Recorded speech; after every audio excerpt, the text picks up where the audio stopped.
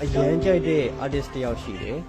တော်တော်များများလဲသိပြီးသားပါ ဟုတ်ကဲ့အသားကတော့သူ့ဘာသူဖြူတယ်လို့လည်းပြောရမှာ ဒီ music industry ရဲ့ rap category မှာ greatest of all time GOAT အဖြစ်သတ်မှတ်ခံထားရတဲ့သူပေါ့ဒါကိုလူတိုင်းသိကြပါတယ်လူတိုင်းသိမသိသေးတာကသူ့အမေကအလုပ်တစ်ခုမှဘယ်တော့မှသိချာမလုပ်ဘူးတစ်နှစ်ကိုနေရ3-4ခုပြောင်းတယ်ဆိုတော့သူကတစ်နှစ်ကိုကြောင်း3-4ကြောင်းပြောင်းပြီးနေရာပြောင်းတက်ရတယ်ပေါ့ဆိုတော့ကြောင်းတိုင်းမှာသူကလူသစ်အောက်ကတ်ပဲ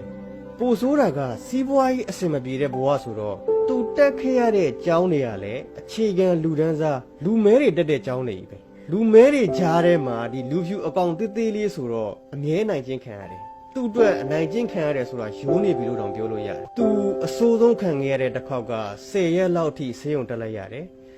သူ့ထက်အကောင်ကြီးတဲ့ကောင်တွေကဝိုင်းပြီးစက်ကူပုံးတွေတာလဘက်တွေနဲ့ပတ်ပြီး snowball ဆိုပြီးဝိုင်းလှိမ့်ပြီးတော့လှုပ်ပစ်ပြီးဆော့ကြတာအဲ့ဒီကသူ့ကိုဝိုင်းဆော့ကြတာဝသွားတော့အဲ့ရန်ဒါတောက်နှမ်းမှာပဲထားခဲ့ကြတယ်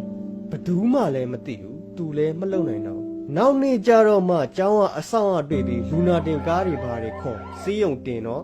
ခေါင်းလဲထိသွားတယ်မျက်လုံးလည်းမမြင်ရတော့10ရက်လောက်နောက်ပိုင်းသူ့ rap တွေထဲမှာအဲ့အကြောင်းသူ့ရဲ့နာမည်ကိုပါထည့်ပြီးသူက rap ထဲမှာဆိုတာအဲ့ကောင်ရဲ့ဘဝပြတ်သွားတယ်ဆိုတော့ဂုဏအကြောင်းကိုဆက်ရရင်ကျောင်းပညာရေးကသူ့အတွက်လုံးဝမဟုတ်ခဲ့ဘူးကိုယ်တည်းမှာ3ခါကြာပြီးကျောင်းထွက်လိုက်ရတယ်ပကြီးတွေဆွဲတယ်တချင်းတွေရေးတယ်သူ့ကိုဒီ music industry တွေခေါ်ထည့်တာကသူ့ရဲ့ဦးလေးသူ့ဦးလေးဆိုရင်မဲ့သူ့ထက်အသက်လာပိုင်းလောက်ပဲကြီးတာပါ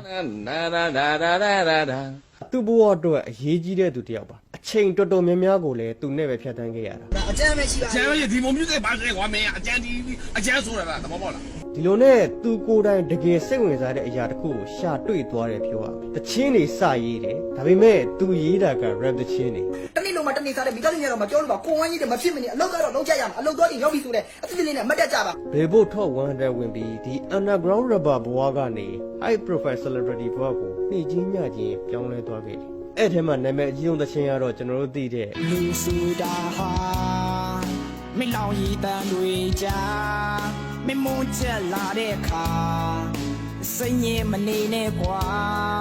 ချင်းတွေအားလုံးနီးပါးထွက်တော့ကဒီလူကြီးသူမတွေကလုံးဝမကြိုက်ခဲ့ကြဘူးဘဝတွေကကြမ်းတမ်းခတ်ထန်ပြီးနှိမ့်ကြနေတိုင်းလဲမအောင်မြင်တော့ဘူးလို့ပြောလို့မရဘူးကိုတက်တည်ခဲ့တဲ့ဘဝကနေ Grammy 15စုအပြင် Oscar တစုပါရတဲ့ Greatest of All Time ဂုတ်တယောက်ဖြစ်ရောက်ဖို့ album တစ်ချက်ပဲလိုခဲ့တယ် သားသမီးကိုတီးတဲ့မိဘဘယ်တော့မှစိတ်မစင်းရဲပါဘူးလို့နော်